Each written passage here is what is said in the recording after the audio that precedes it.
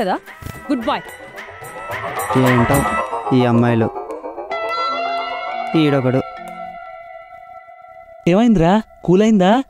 కూలా కాళీమాతలా కాలెగరేసుకుంటూ వెళ్ళిపోయిందిరా. రేయ్, మరీ ఇంత టార్చర్ పెడుతుంటే ఇంకా ఎందుకు కంటిన్యూ అవుతున్నావురా? బ్రేకప్ చెప్పే మరి. అరే, ఇప్పటి వరకు నీ ఫ్రెండ్లానే మాట్లాడాను, ఇప్పుడు ఒక రైటర్లా మాట్లాడతాను, విను. ఏంటి రావట్లేదు? అమ్మాయిల ప్రేమ సముద్రం లాంటిదిరా. మనమెప్పుడు గొడవలు పడే అలలను మాత్రమే చూస్తాం కానీ అవి దాటిన తర్వాత లోతైన ప్రేమ సముద్రాన్ని చూడాలనుకోము. నిజానికి నేను తనని భరించడం లేదు, తనే నన్ను మోస్తుంది. ఇప్పుడు కూడా బిల్లు తనే కట్టిందిరా. సో తను నేను మోయలేని బరువేమీ కాదురా, భరించగలిగే భాగ్యం. నన్ను మోస్తున్న బంగారం.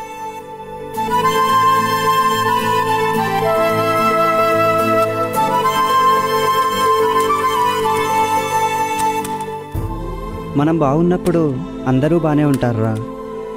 అదే మనకి సపోర్ట్ కావాలనుకున్నప్పుడు ఎవ్వరూ మనతో ఉండరు.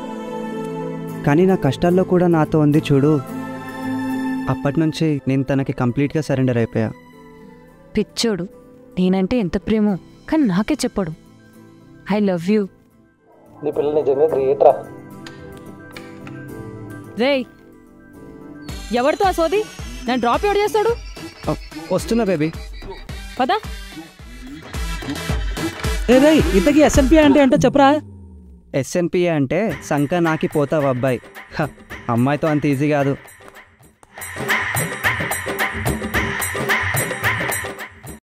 ట్రూ లవర్స్ అంతేనండి.